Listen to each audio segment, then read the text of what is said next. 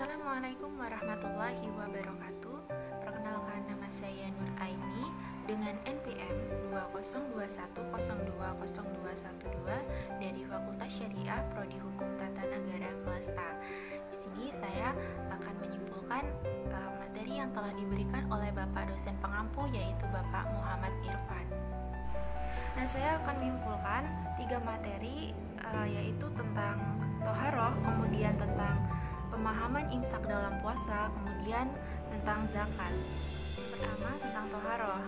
Toharoh secara etimologi berarti bersih atau suci, sedangkan secara terminologi berarti bersuci dari hadas besar dan hadas kecil, juga bersuci dari najis, yaitu meliputi badan, pakaian, tempat, dan benda-benda lainnya yang terbawa oleh badan.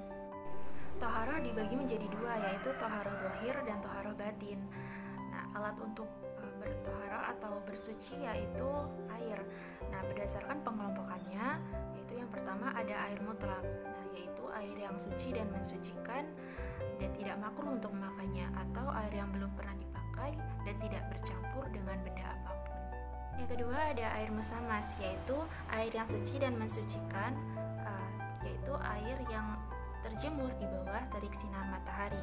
Lalu yang ketiga ada air mustakmal, yaitu air yang suci namun sudah tidak bisa digunakan untuk bersuci, atau air yang sudah pernah digunakan. Lalu selanjutnya ada air mutanajis, yaitu air yang bercampur dengan benda najis. Nah, air ini tidak boleh digunakan untuk bersuci. Lalu kemudian ada air khosob, yaitu seseorang yang mengambil air untuk berwudu di tempat orang lain tanpa minta izinnya. Nah, ini hukumnya tidak boleh. Nah, selanjutnya tentang pemahaman imsak dalam puasa. Nah, imsak secara etimologi berasal dari bahasa Arab, yaitu amsaka, yamsiku, imsaka, yang berarti menahan. Secara terminologi, imsak merupakan waktu di mana seorang muslim harus menahan segala hal yang membatalkan puasa. Waktunya biasanya 10 hingga 15 menit sebelum azan subuh. Umumnya masyarakat Indonesia banyak yang menggunakan waktu imsak untuk memulai puasanya. Artinya ketika tiba jam yang ditetapkan pada jadwal, mereka benar-benar menghentikan makan dan minum serta hal-hal lain yang membatalkan puasa. Hal ini tidaklah benar.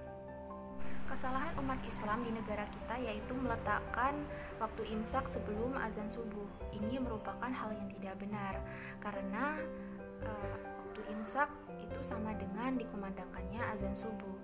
Jadi jika kamu melihat sudah memasuki jadwal imsak namun azan subuh belum dikumandangkan, maka masih diperbolehkan untuk melanjutkan sahur. Nah, kemudian yang terakhir tentang zakat.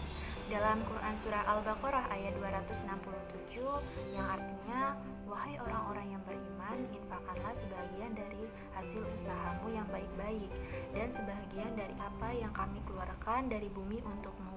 Janganlah kamu memilih yang buruk-buruk untuk kamu keluarkan, padahal kamu sendiri tidak mau mengambilnya, melainkan dengan memicingkan mata atau enggan terhadapnya. Dan ketahuilah bahwa Allah Maha Kaya, Maha Terpuji. Nah, dari ayat tersebut Allah memerintahkan kepada kita dari segala apapun hasil usaha yang kita dapatkan, jika hasil itu telah mencapai nisab yang telah ditentukan, maka wajib bagi kita untuk mengeluarkan atau menzakatkan harta yang kita miliki, karena di dalamnya ada hak milik orang lain. Zakat sendiri terbagi menjadi 2, yaitu zakat mal dan zakat fitrah. Zakat mal yaitu zakat yang dikeluarkan ketika hasil usaha kita telah mencapai nisab yang ditentukan. Sedangkan zakat fitrah yaitu zakat yang dikeluarkan menjelang Idul Fitri, dan keduanya ini wajib hukumnya. Adapun orang-orang yang berhak menerima zakat yaitu dalam Quran Surah At-Taubah ayat 60 yang artinya, sesungguhnya zakat itu hanyalah untuk orang-orang fakir, orang miskin, amil zakat yang melunakkan hatinya atau mu'alaf, untuk memerdekakan hamba sahaya, untuk membebaskan orang yang berhutang, untuk jalan Allah, dan untuk orang yang sedang dalam perjalanan. Sebagai kewajiban dari Allah, Allah Maha Mengetahui, Maha Bijaksana.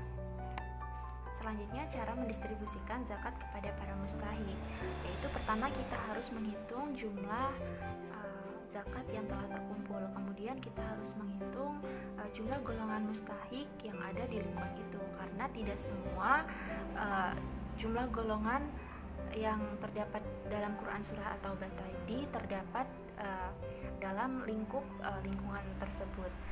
Dan kemudian waktu pengumpulan zakat fitrah, yaitu setelah tenggelamnya matahari di hari akhir bulan Ramadan, hingga khatib naik mimbar untuk berkhutbah untuk melaksanakan sholat Idul Fitri, atau juga boleh sepekan sebelum hari raya Idul Fitri. Baik, itu saja yang dapat saya simpulkan.